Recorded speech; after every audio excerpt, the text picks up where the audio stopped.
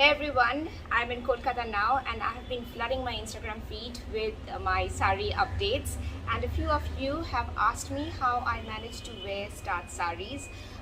Traditionally, Bengal cotton sarees are quite heavily starched, and I do agree that it may be a little challenging to drape and manage them.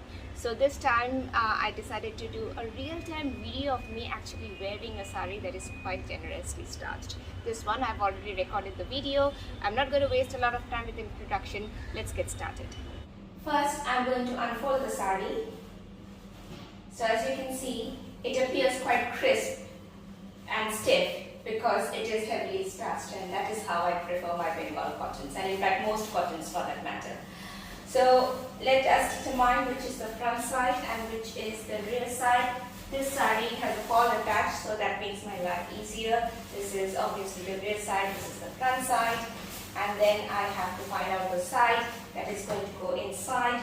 So this has no design at the upper part, so this is going to be the inside part of the saree.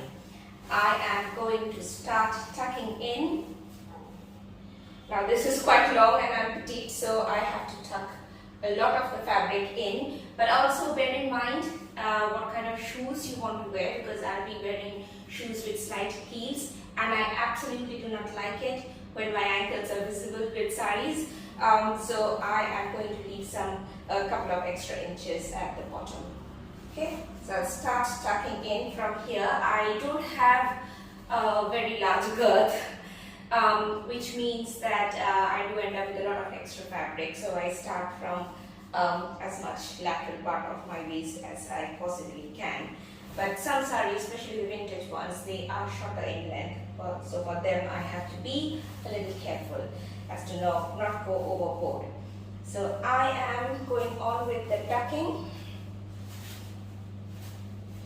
This is a Bengali saree, by the way. I have not really explained what a Bengali saree is. Maybe I will do that, specifically write about Bengali in an Instagram post.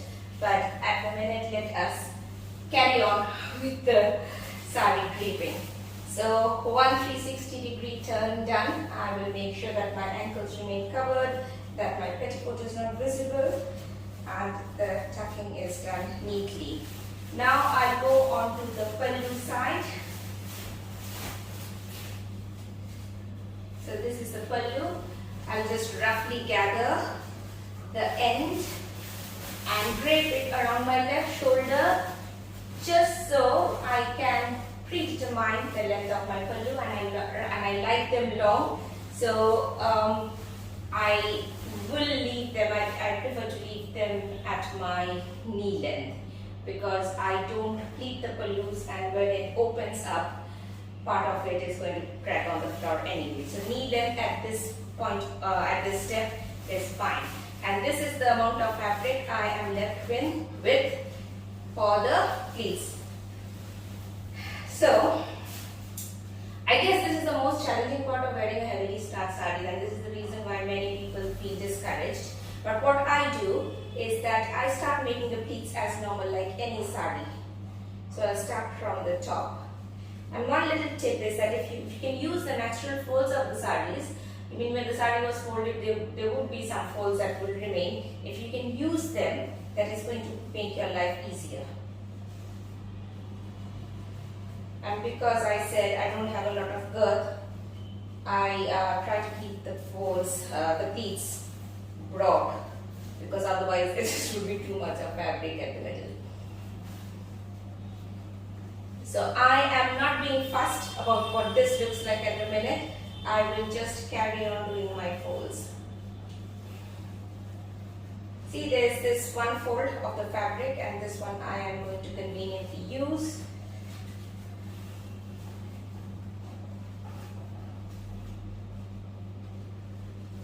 It's always so much quicker to do this, not for the camera. Doing it for the camera somehow takes more time. So these are the folds I am left with. Once again, not bothered about the bottom part. I am just going to arrange the folds now. And for any saree, I like them to be staggered. So the fold that is to the leftmost side I try to pull in a little towards the left and the one to the right a little towards the right, and also the one at the very front I try to keep it at a lower level than the rest. So I stagger them both vertically and horizontally because I think the end result looks better that way.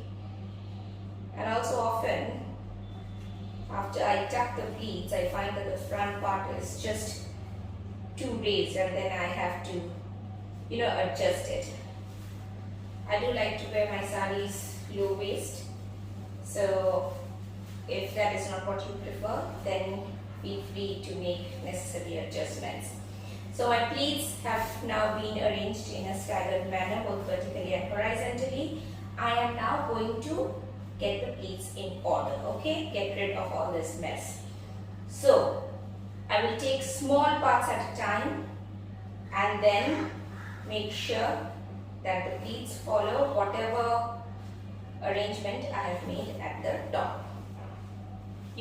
I find it easier when sarees have these vertical designs. The reason is then I can follow lines. It's easier for me to determine how the lines are going by simply following the design pattern. So once again, I am not really worrying about whatever's happening down there. I'm only taking one part at a time.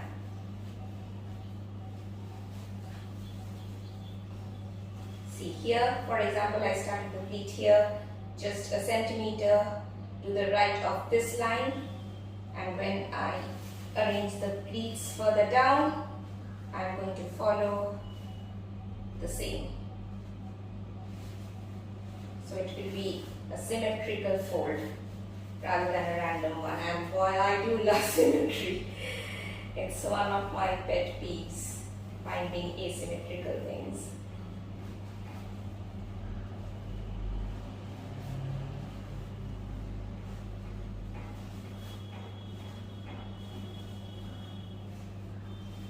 I'm trying to do it slow for the camera just so it is easy for everyone to understand. Okay, I have arranged enough to tuck. So tucking is only going to ease things for me, then I don't have to worry about holding the pleats. Once again, making sure that things are staggered. I am going to tuck, making sure that I have got my desired length.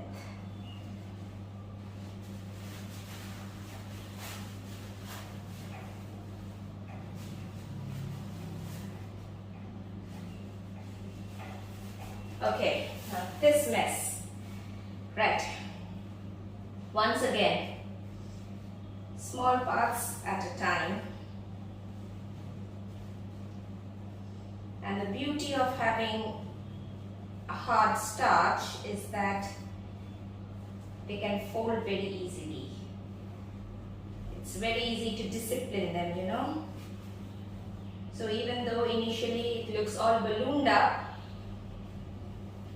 as you get along making folds, pressing with your hands, they are going to listen to you.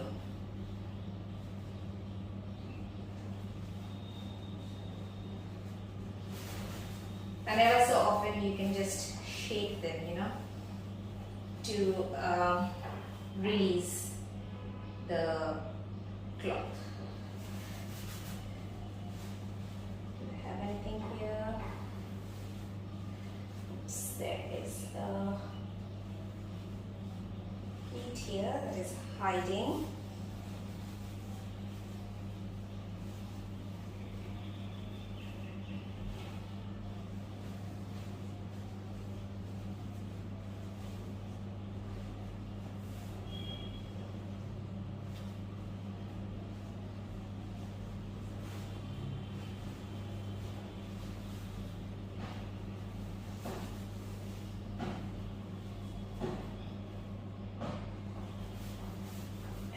I'm doing this in my bathroom because there's not enough illumination in the bedroom, which means there's no fan or aircon, and I am sweating.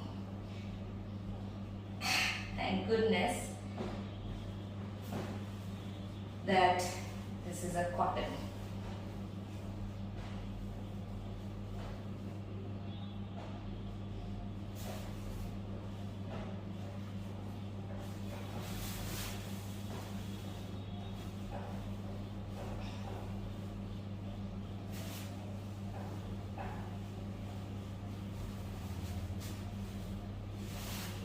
almost there.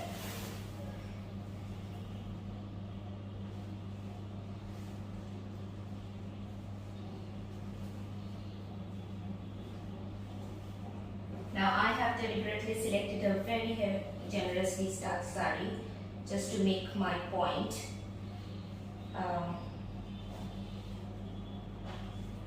And I'm trying really hard to take things slow so as to not confuse you further. But if you have any question, you can ask me on Instagram. I'm more active on Instagram. YouTube also, I do check my messages ever so often.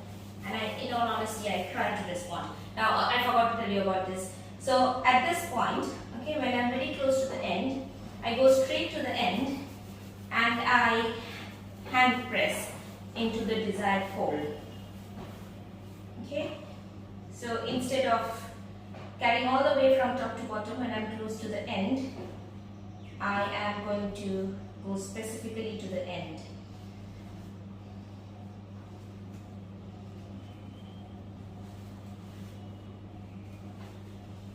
And just like we make folds at the top, I'm going to make folds at the bottom.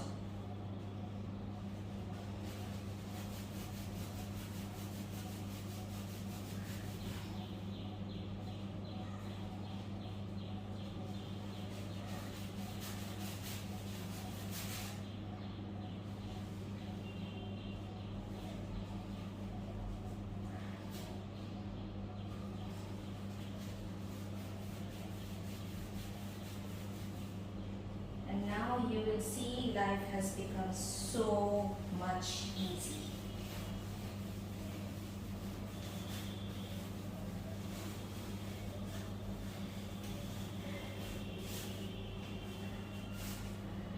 Okay, making sure everything is adjusted and making sure for me that the pleats are right at the midline. So I do not like it when the pleats go right or left. I have to have them at the midline so that when I walk, I kick the pleats and I think it looks good. I'm not sure what others feel about it, but this is my personal preference. And as I said, I like my saree low waist. I don't need to do anything more. I'm not letting any hair straightener come anywhere near my precious fabrics. I am only going to adjust the pallu now, and honestly I don't know why people have to put an extra pin to keep the pallu in a fabric in a curved line near the waist, because I think it happens naturally anyway. I only use one pin on my sarees to fix the pallu to my blouse to avoid any kind of wardrobe malfunction, and I'm done. I'm going to leave with a few pictures and videos of me in this saree with some jewelry on, because this is social media. I have to put my best foot forward, but I can't bear any more second in this hot and stuffy place. The good thing about being hot and stuffy now is that I'm sweating, and the moisture that is coming is actually softening the saree. So that is what should naturally happen with a starched saree anyway. It doesn't remain the exact consistency as you find it when you just pick it out of your wardrobe. It is going to take your shape eventually, because even if you feel the sweat, we all sweat insensibly. That's called insensible perspiration. And then there's moisture in the air. In Calcutta in summer, there's a lot of moisture in the air anyway. So let's hit outdoors, shall we? That's it from me today, folks. I hope you have enjoyed this. If you want more content like this, a little follow from you will be very encouraging for me. And if you have any feedback or any question, please feel free to get in touch with me. I will leave my Instagram handle here, and I am also active on YouTube, so you can contact me.